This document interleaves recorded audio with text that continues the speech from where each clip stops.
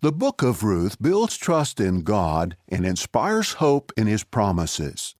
Please open your Bible to Ruth chapter 1 and follow this heartwarming story of loyalty and love. These events occurred during the early period of the Judges, a time when oppression, idolatry, and violence were widespread. The story opens on a somber note. Along the road walk three widows who have no children. The oldest woman has lost her husband and two sons in death. An immigrant in the land of Moab for about 10 years, Naomi is now returning to her homeland. She is poor, and her future looks bleak. The two younger women, Orpah and Ruth, are her daughters-in-law who have also lost their husbands. As you listen, see if you can discern the answers to the following questions. First, what will Jehovah do for these lowly widows? Second, what does true loyalty involve? And third, how does the book of Ruth inspire hope in us today? To help you visualize the account, sound effects have been added, and some of the introductions to the dialogue have been omitted, since the voices identify who is speaking. And now, immerse yourself in this exciting account. Visualize the scene, the characters, and the action. We begin at Ruth chapter 1 and verse 1.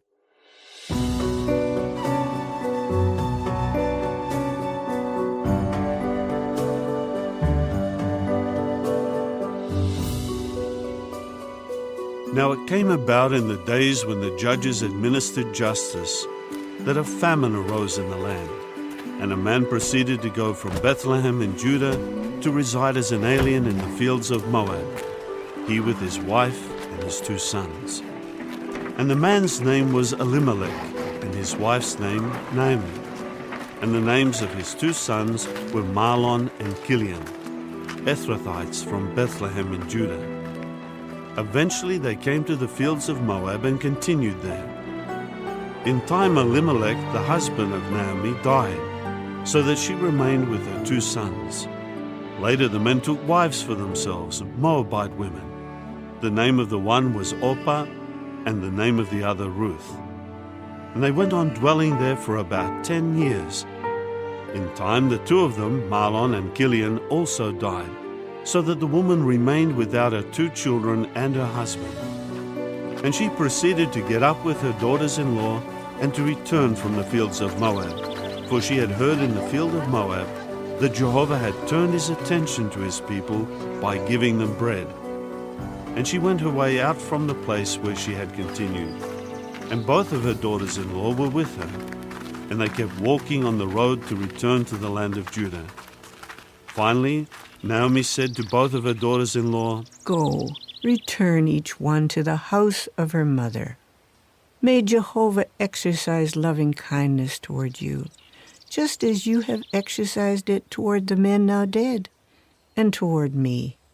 May Jehovah make a gift to you, and do you find a resting place, each one in the house of her husband." Then she kissed them, and they began to raise their voices and weep.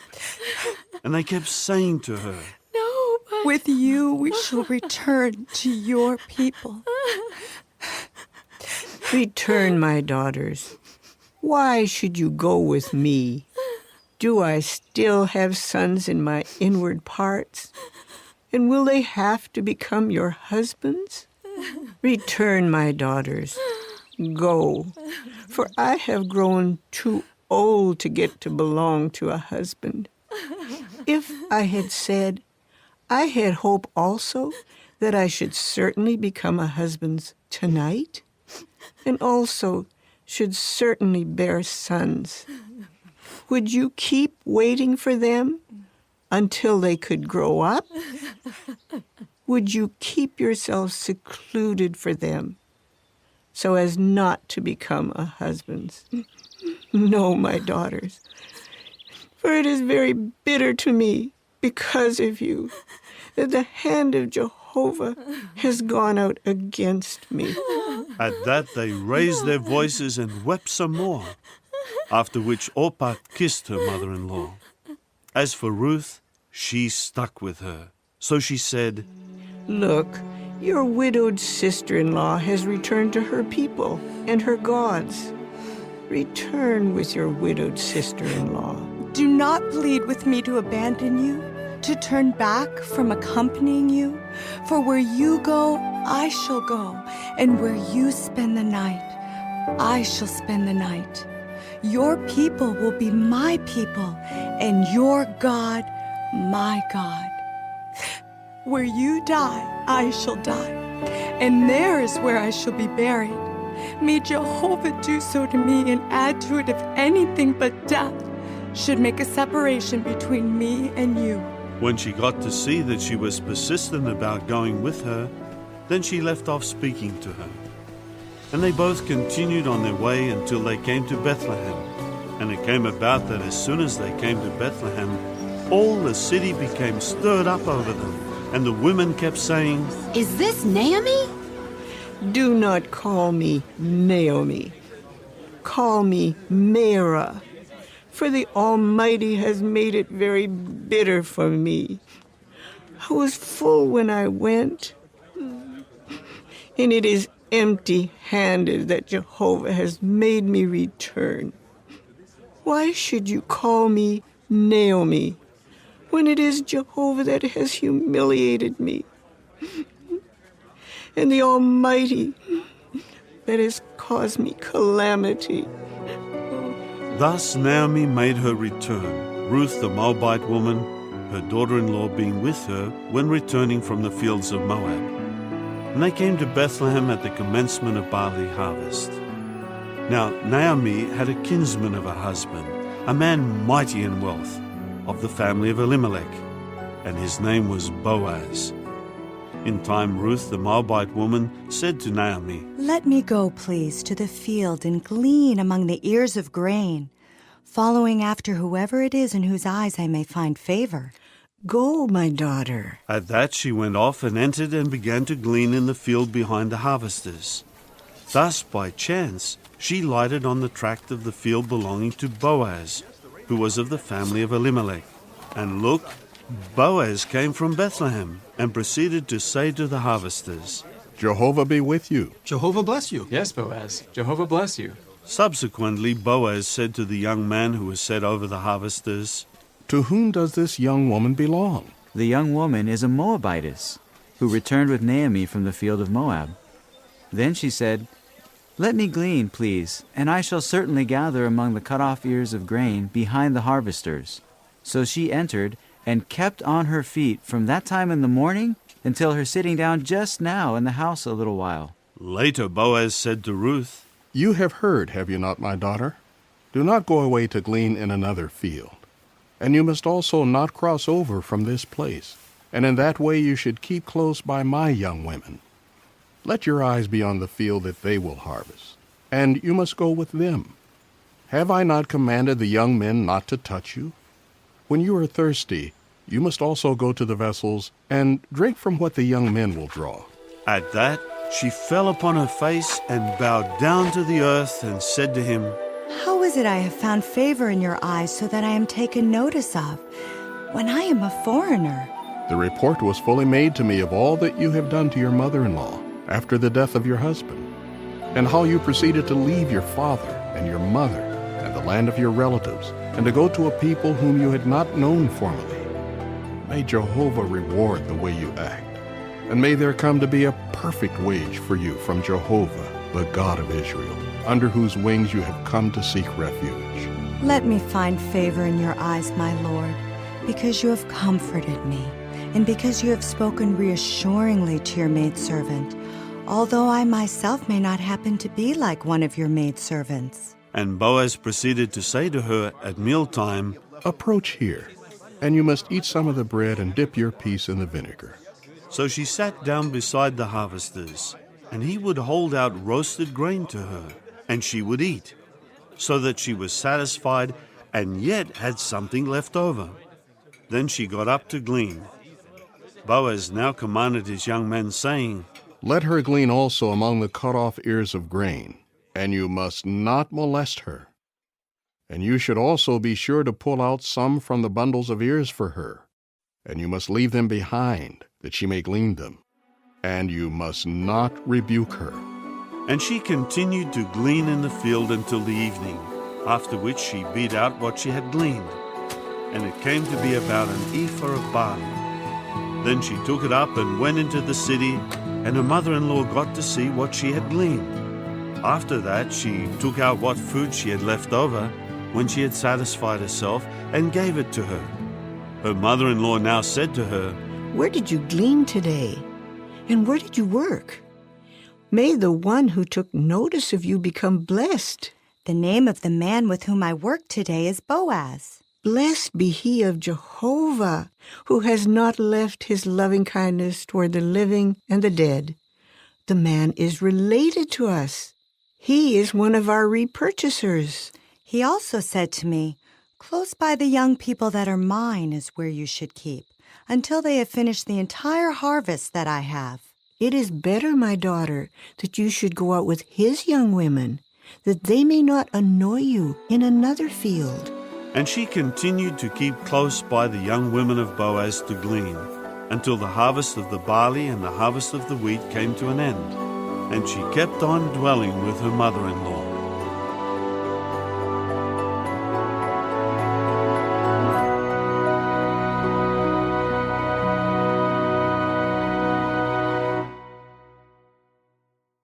Naomi and Ruth are poor, but the Mosaic law contained a loving provision for disadvantaged ones to glean food from the fields. In accord with Leviticus chapter 19, verses 9 and 10, this provision was available even to Ruth, an alien resident. It so happened that Ruth gleaned in the field of Boaz, a faithful man, the son of Rahab, the former harlot who was spared when Jericho fell. Recall that Naomi told Ruth that Boaz is one of our repurchasers. Ruth 2:20. A repurchaser is a close male relative with a right to buy back a person or a property, such as a hereditary tract of land, before it is placed on the public market. Repurchase would keep the land in the family. Brother-in-law marriage was involved. If the repurchaser married Ruth, the inheritance would go to her firstborn, who would carry on the name of Naomi's deceased husband. Let us listen to the rest of this account, resuming in Ruth chapter 3, verse 1. Naomi is speaking to Ruth.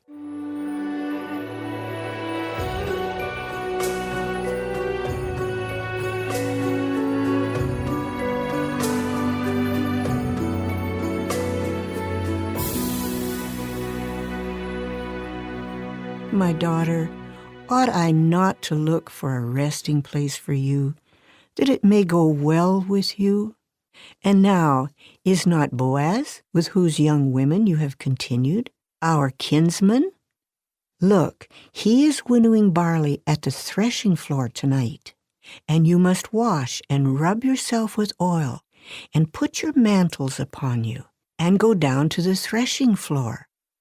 Do not make yourself known to the man until he has finished eating and drinking. And it should occur that when he lies down, you must also take note of the place where he lies down, and you must come and uncover him at his feet and lie down.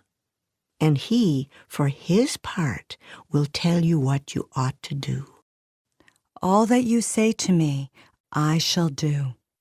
And she proceeded to go down to the threshing floor and to do according to all that her mother-in-law had commanded her. Meantime Boaz ate and drank, and his heart was feeling good. Then he went to lie down at the extremity of the grain heap. After that she came stealthily and uncovered him at his feet and lay down. And it came about at midnight that the man began to tremble. So he bent himself forward, and look, a woman lying at his feet. Then he said, "Who are you?" I am Ruth, your slave girl, and you must spread out your skirt over your slave girl, for you are a repurchaser. Blessed may you be of Jehovah, my daughter. You have expressed your loving kindness better in the last instance than in the first instance, in not going after the young fellows, whether lowly or rich. And now, my daughter, do not be afraid. All that you say, I shall do for you. For everyone in the gate of my people is aware that you are an excellent woman. And now, while it is a fact that I am a repurchaser, there is also a repurchaser closer related than I am. Lodge here tonight, and it must occur in the morning that if he will repurchase you, fine. Let him do the repurchasing. But if he does not take delight in repurchasing you, I will then repurchase you, I myself, as sure as Jehovah lives.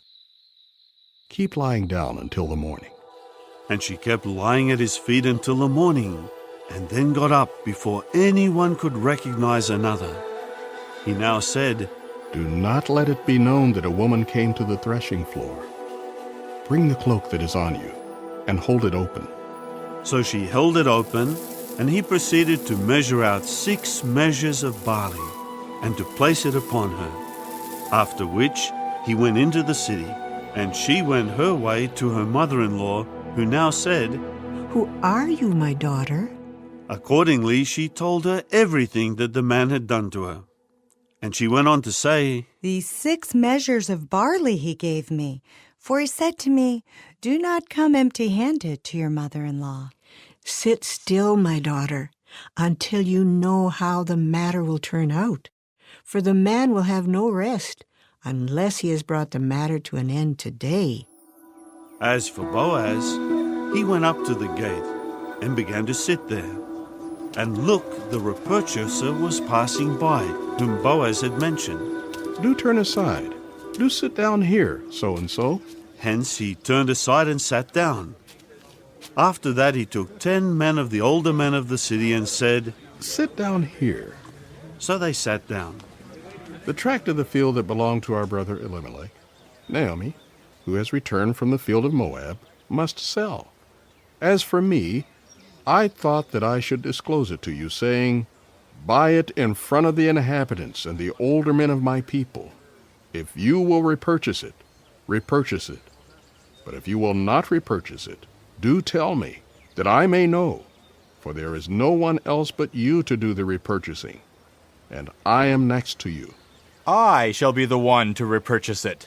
On the day that you buy the field from Naomi's hand, it is also from Ruth, the Moabitess, the wife of the dead man, that you must buy it so as to cause the name of the dead man to rise upon his inheritance. I am unable to repurchase it for myself, for fear I may ruin my own inheritance. You repurchase it for yourself, with my right of repurchase, because I am not able to do the repurchasing. Now this was the custom of former times in Israel concerning the right of repurchase and concerning the exchange, to establish every sort of thing. A man had to draw his sandal off and give it to his fellow, and this was the attestation in Israel. So when the repurchaser said to Boaz, Buy it for yourself, he proceeded to draw his sandal off. Then Boaz said to the older men and all the people, You are witnesses today that I do buy all that belonged to Elimelech, and all that belonged to Chilion and Mahlon from the hand of Naomi, and also Ruth the Moabitess, the wife of Mahlon. I do buy for myself as a wife, to cause the name of the dead man to rise upon his inheritance, and that the name of the dead man may not be cut off from among his brothers, and from the gate of his place. You are witnesses today.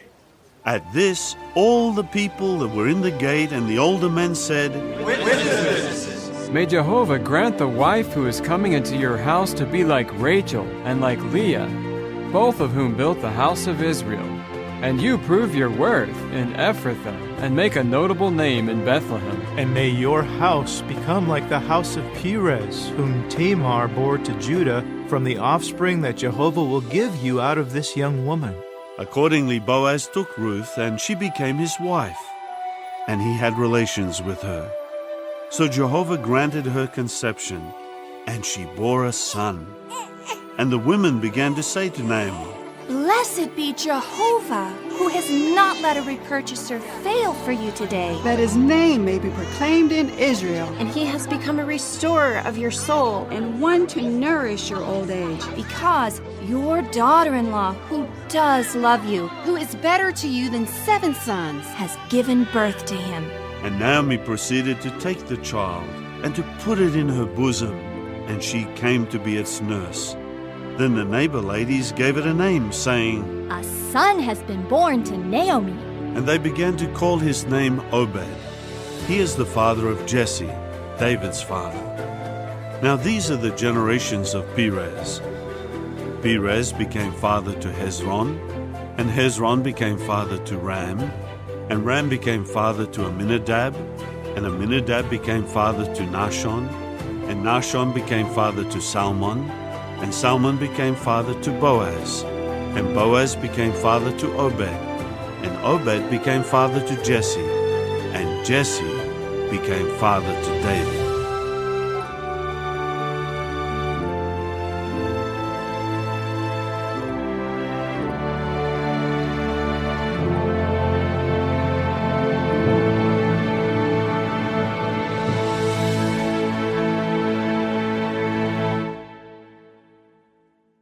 What did you learn from the example of Naomi? Recall that despite the tragedies that she had experienced, Naomi maintained her confidence in Jehovah's loving kindness. What can we learn from Boaz? He scrupulously followed Jehovah's arrangement. Ruth was confident that he would deal honorably with her.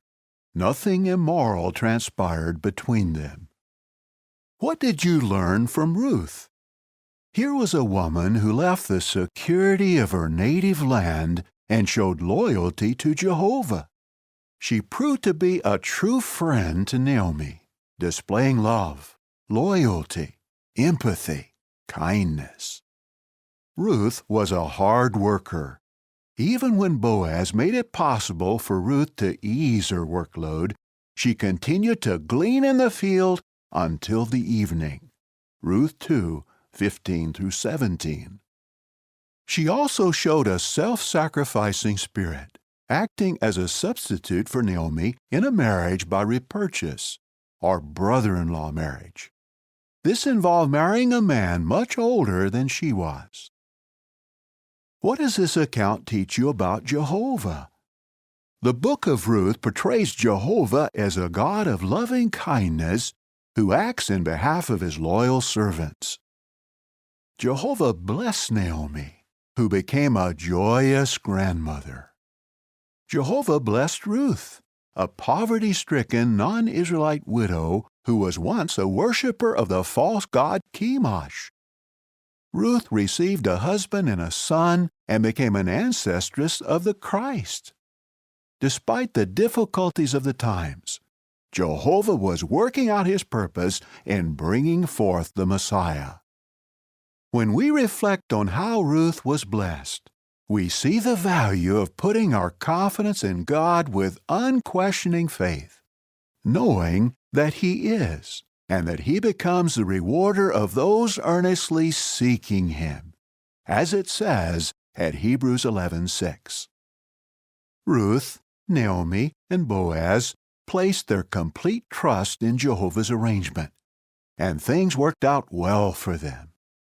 Let us then take to heart the inspired counsel that we find at 1 Peter 5, 6, and 7, which reads, Humble yourselves, therefore, under the mighty hand of God, that He may exalt you in due time, while you throw all your anxiety upon Him, because He cares for you.